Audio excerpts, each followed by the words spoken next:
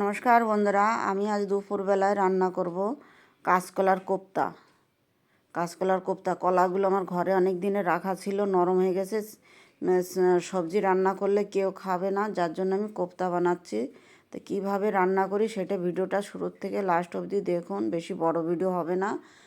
মুসুরির ডাল আধা বাটি মুসুরির ডাল আমি ভিজিয়ে দিয়েছিলাম, আর কলা সিদ্ধ করে নিয়েছি, খোসা শুদ্ধ। বন্ধুরা, যদি খোসাগুলো ভালো থাকে তাহলে খোসা শুদ্ধই আপনারা এইভাবে সিদ্ধ করে পেস্ট করে নেবেন।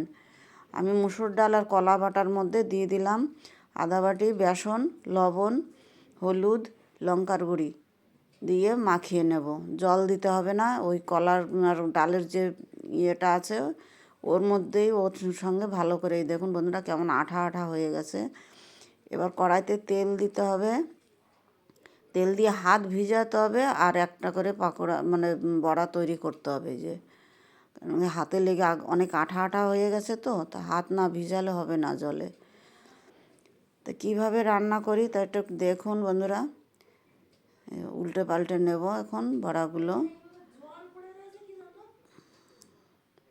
আপনারা চাইলে এই যে পেস্টটা আমি তৈরি করলাম কলার আর মুসুর ডালের, এর মধ্যে অনেকে ডিমও দেয়, তা আমি তো ডিম দিইনি।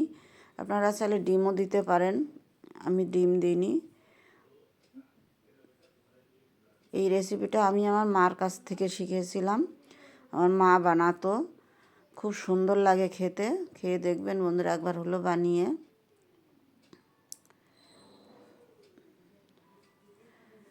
তাই লাল করে ভেজে নিয়েছি। আপনারা চাইলেন এইভাবে বড়াও খেতে পারেন, এইভাবে খুব ভালো লাগে খেতে।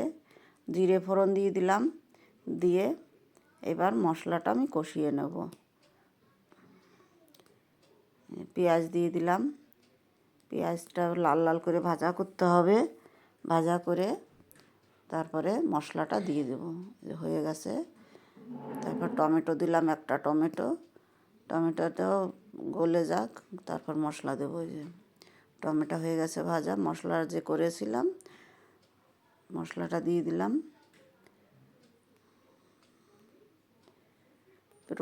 লবণ 1.5 চামচ, হলুদ, একটু জল।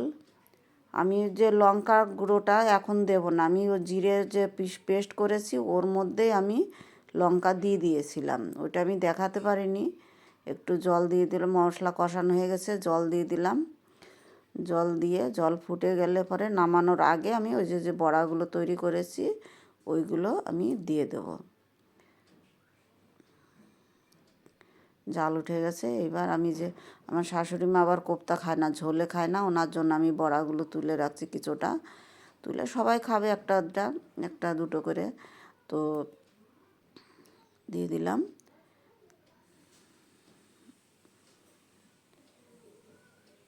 গরম মশলার গুঁড়ো দিয়ে দিলাম, এবার নামিয়ে নেব।